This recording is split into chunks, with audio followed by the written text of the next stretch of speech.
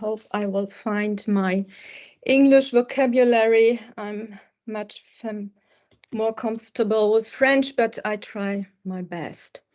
So just please click on the slide.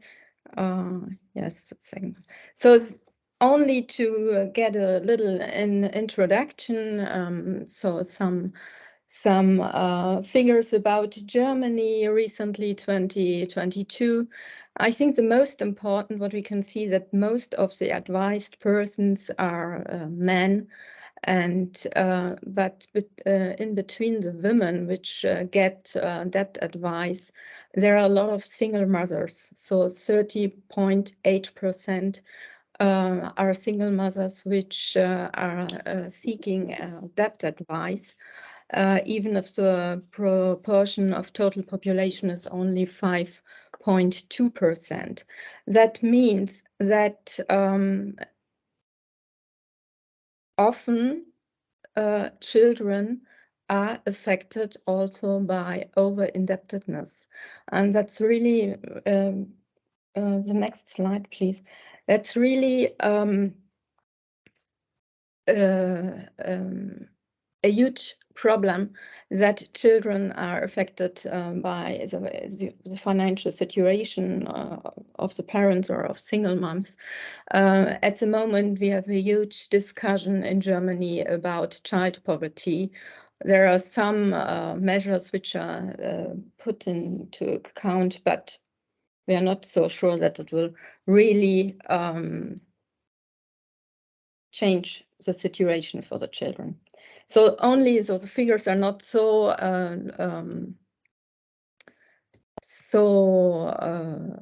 important.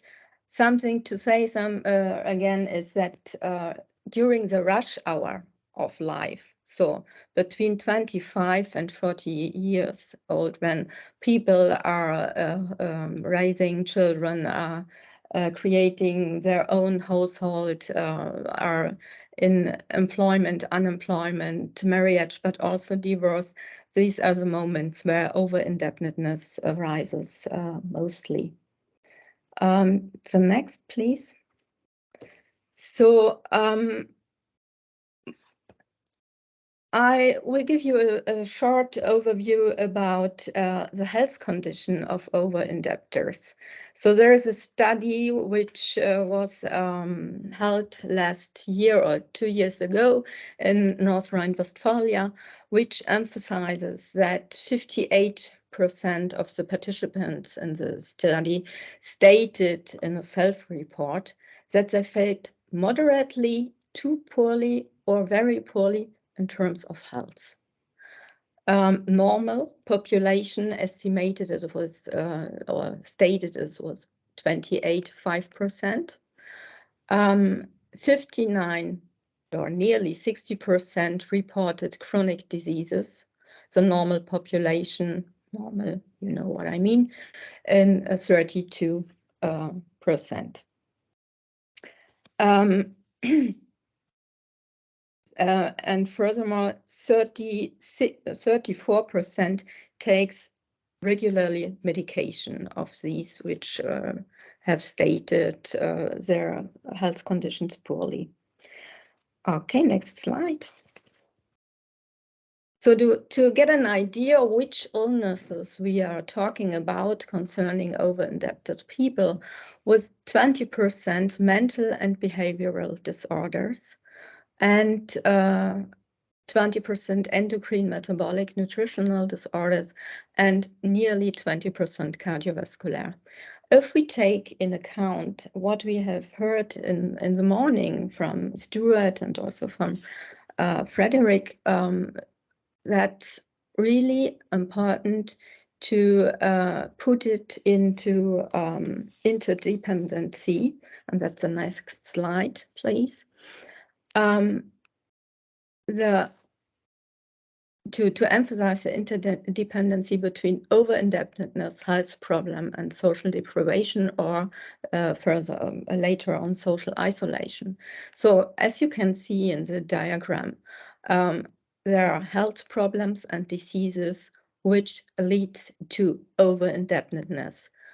Other way around, over-indebtedness could lead to health problems and diseases, and both are in interdependency between to social deprivation and finally to social isolation. So next slide, please. Which diseases are can we see of debtors?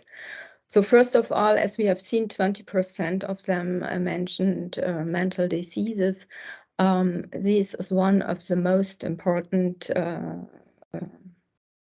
one of the most important things, mental diseases which need nearly medical and psychological support.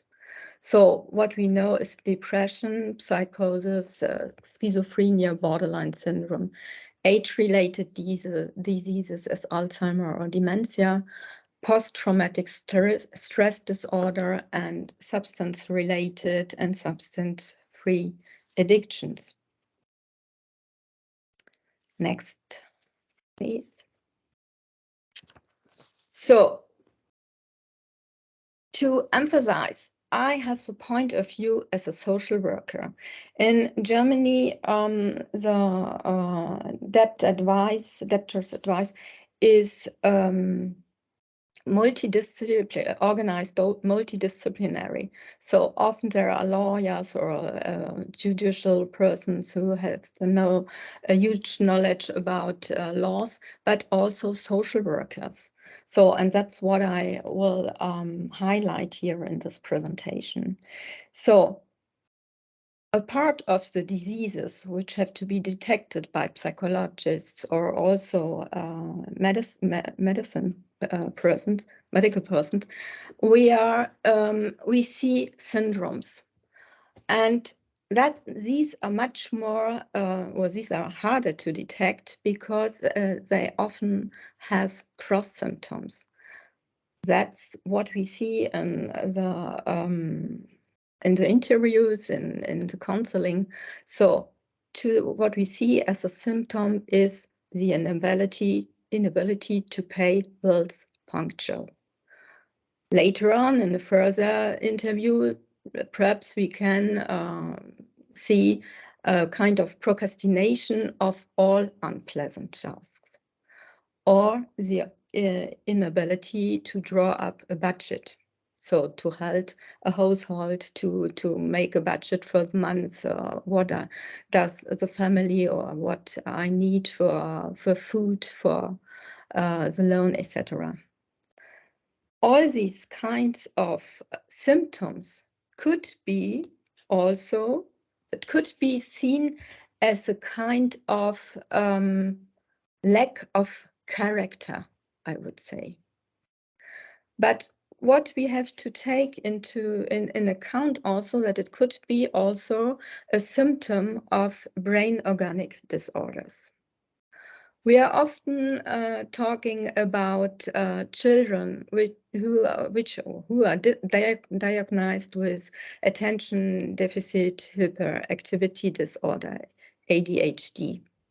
We are talking about medication as Ritalin and so on, similar to autism spectrum disorder, fatal alcohol syndrome, or traumata. The problem is that these these children who were diagnosed became later on adults. And these kind of behaviors, of symptoms, won't go away with the age. They are lasting there. The problem is that often adults aren't diagnosed with these kind of brain organic disorders.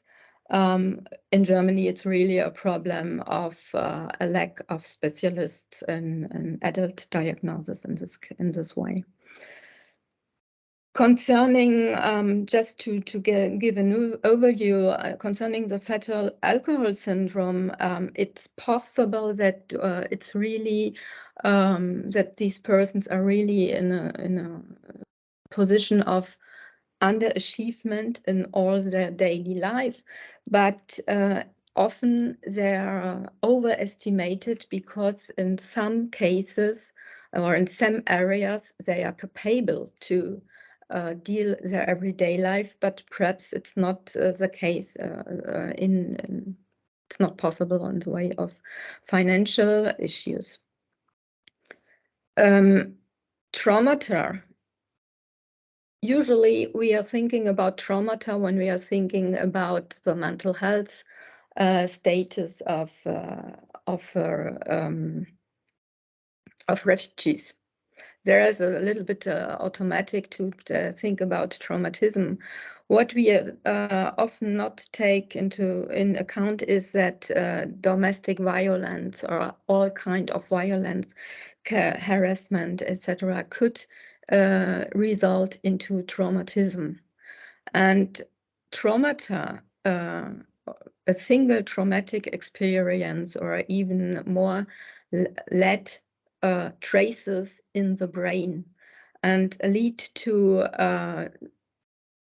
behaviors which isn't really clear for the environment. So why the person is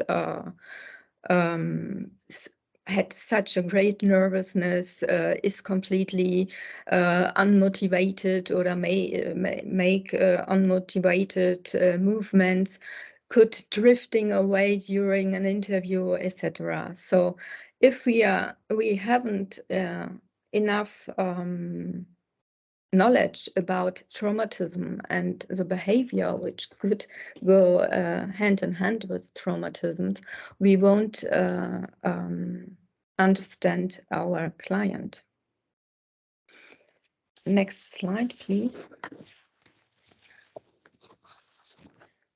So now let's think briefly about the feeling of shame. The feeling of shame, how it is raised up. So the feeling of shame arises when the individual violates a prevailing internalism norm. At that moment, the individual sees him or herself with the eyes of the others. That means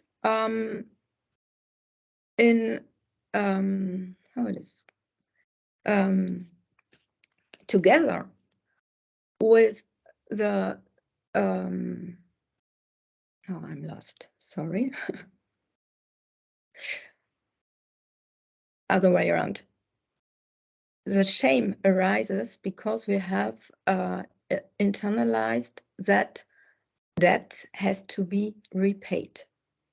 That's the norm in the society. In Germany, it's even worse, I would say. Linguistically, in German, the word debt and guilt have the same roots. Schulden are the debts, guilt is a Schuld. So in this way, so cultural, it is not accepted to have debts.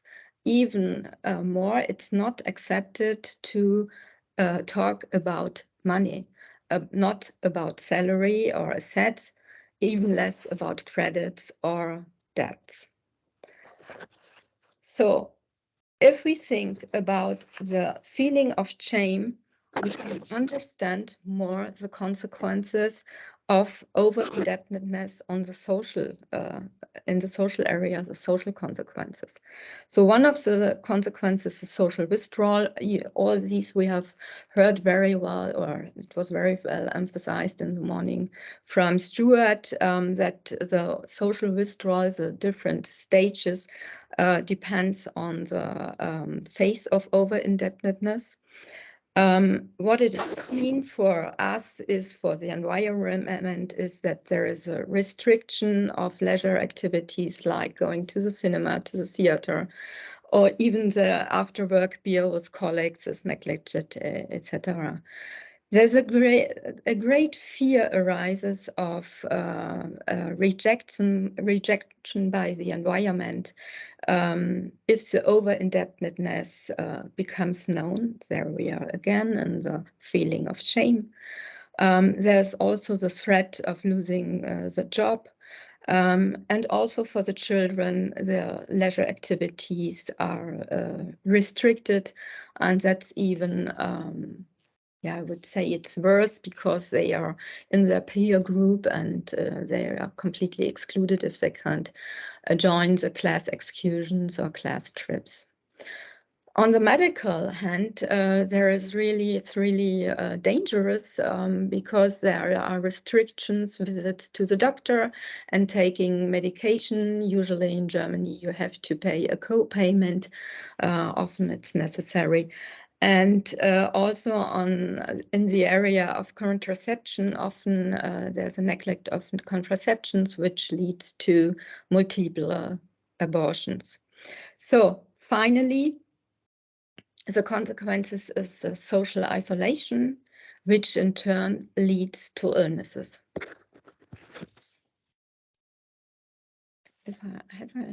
Okay, so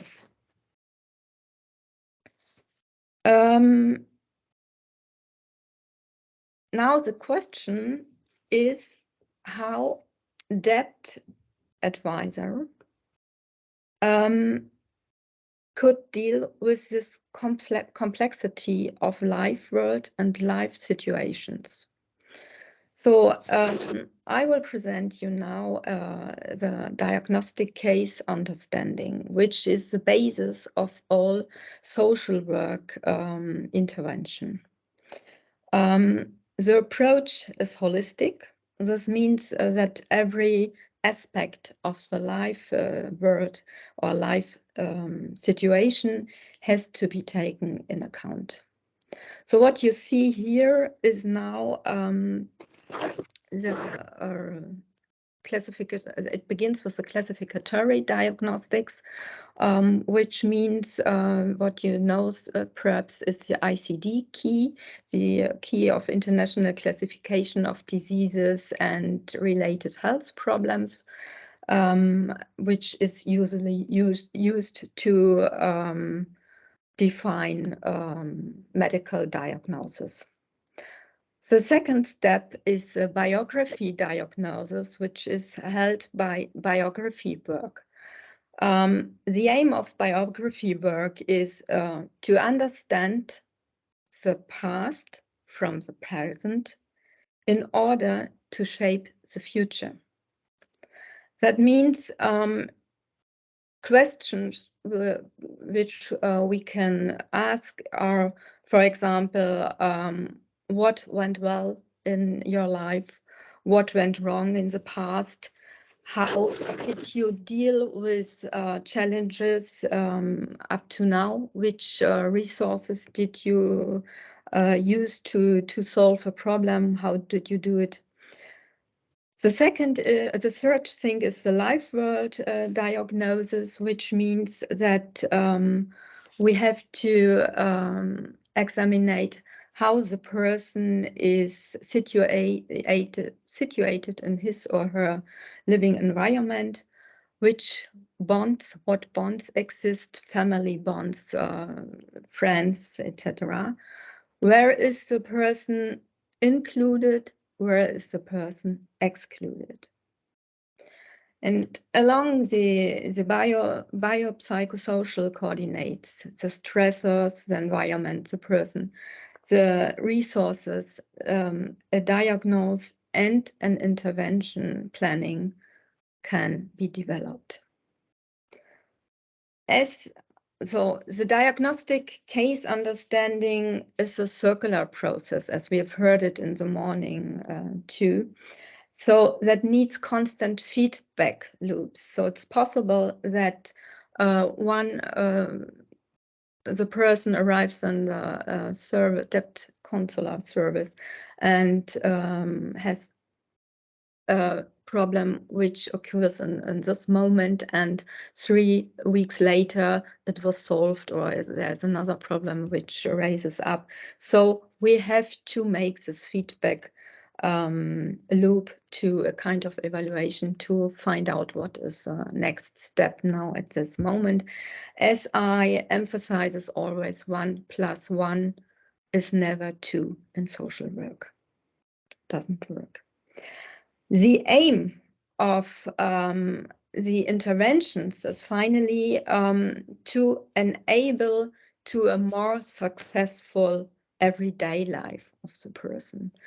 And the definition of a successful everyday life is in the hands of the client and not in the hands of the advisor. The next, and then the next slide, please. And the next again, because I have referred. So question which,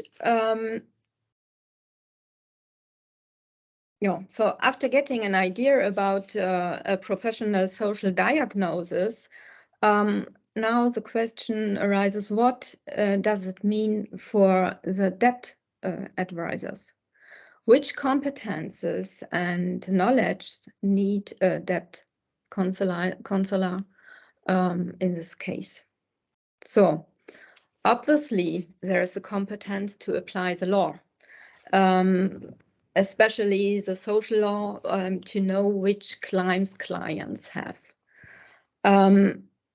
More obviously, the knowledge about financial issues and its measures, like attachment of wages and account garnishment enforcement measures, etc.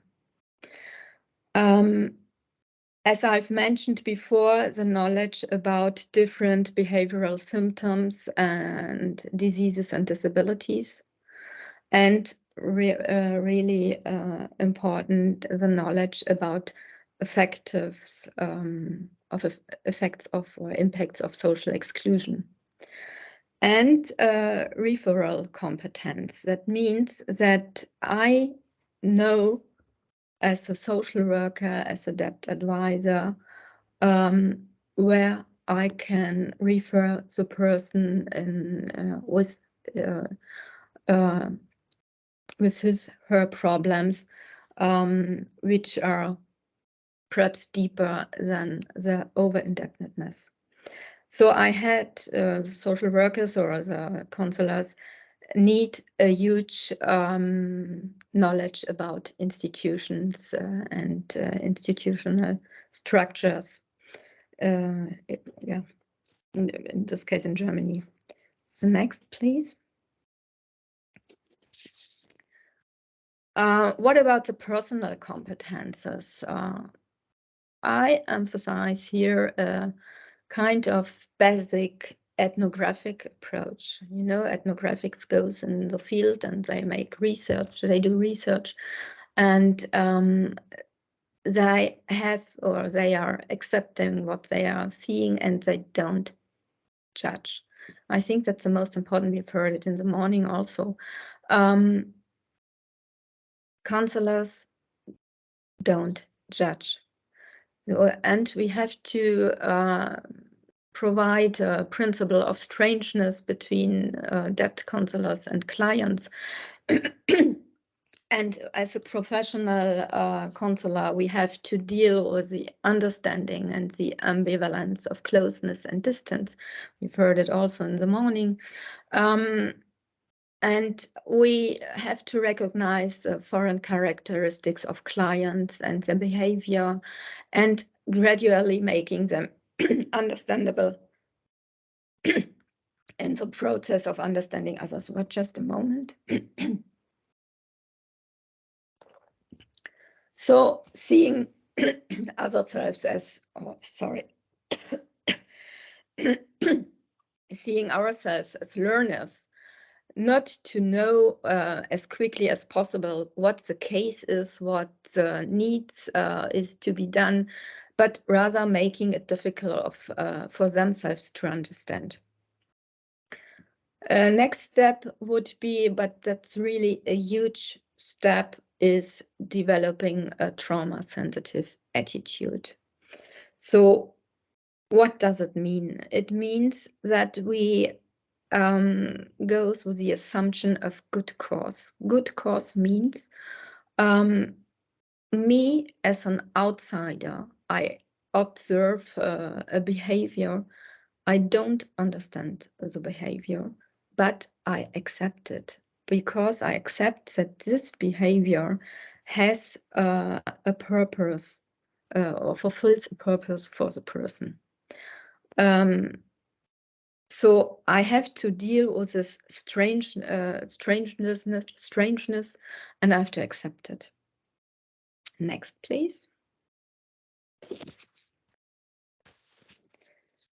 So now one point again. What does we need also as personal competence? But it's okay to let the slide now. I need, as a professional counselor, I need a good self-reflection. Also to know where I stand in the society. I have to deal with different clients on different of different milieus, how it is in English, and I have to know also that I'm, as a professional, I'm a privileged person seen from the client side. And so I have to be in a good self-reflection, how I'm acting, how I'm in contact with the person, and which kind of feelings could arise with my presence. I hope we could highlight it in the questions later on. So now the question is how debt counselors could develop these skills. So in my opinion, obviously the basis is a bachelor degree in social work. During the work experience, there are different specializations in different fields of the social work. So it's good if the team there's a team with multiple experiences in different fields. Really important is further training in professional counseling, or even further training in debt counseling. In Germany, there are also master's degree in social counseling, which is a real, which are studies for further studies for a master's degree. We have heard also, what can I do against the feeling of helplessness or feeling of burnout. So I think the most important is the peer counseling from colleague to colleague kind of intervention. So that's really important that in a debt counselor service there is place or time to make case consultations and to make really a counseling in between the colleagues, from colleague to colleague. And yeah, for sure, supervision is one of the most important things in every social work field. So that's it. Thank you for your attention. Now, open to your questions. Nicole, thank you very much for your presentation, which gave